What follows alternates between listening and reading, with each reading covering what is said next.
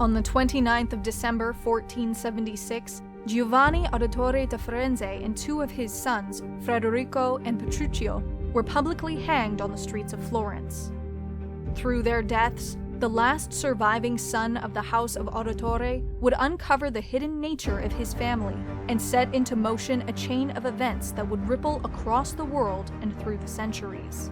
While his name has scarcely been recorded in any history book, and his life's work kept a closely guarded secret, to those who have uncovered the true nature of the world and the endless conflict fought amongst the shadows, it is impossible to deny the influence of Ezio Auditore da Firenze. Ezio was born into a life of luxury amidst the high society of the Florentine nobility. Something of a playboy in his youth, he pursued a carefree existence centered around women and wine.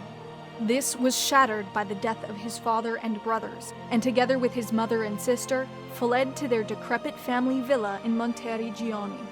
Here, Ezio learned the truth about his father, that he was a member of the Assassin's Brotherhood, a secret society which, through the centuries, had dedicated themselves to preserving and protecting human liberty and the exercise of free will.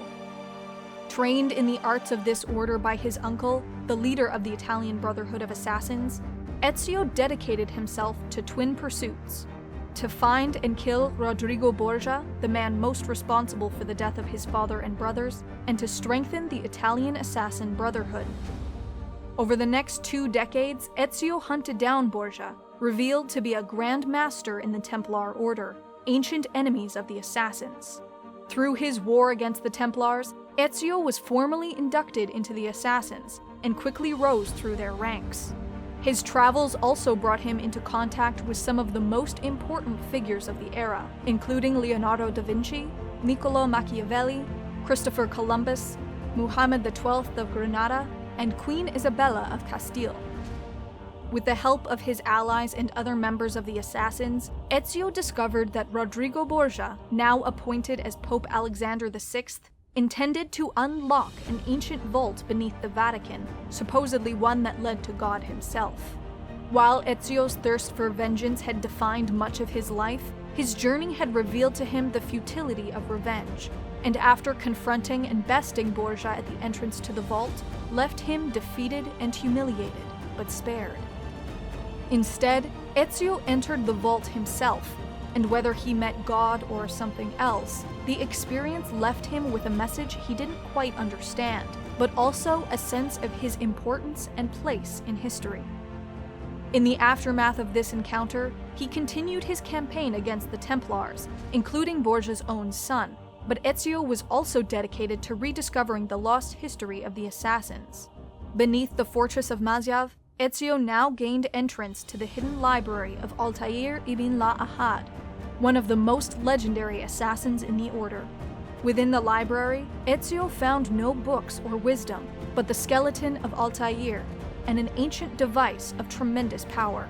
It was here that Ezio decided he had seen enough for one life, and he abandoned his sword and hidden blades within the library. Ezio became a master and mentor within the order, enjoying as much peace in retirement as an assassin like him could expect. He married and spent his final years at his countryside villa, tending to his garden and raising his children. He died in Florence in 1524.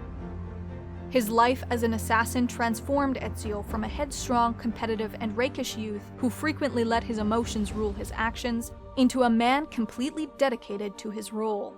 He overcame the need for vengeance that had defined him and spared the lives of targets he concluded had no need to die. He remained passionately loyal to his family, the father and brothers and uncle that he lost, the mother and sister he protected, and the wife and children that granted him peace. In retirement, he grew more quiet and distant, reluctant to share the details of his life except to those he came to know and care for.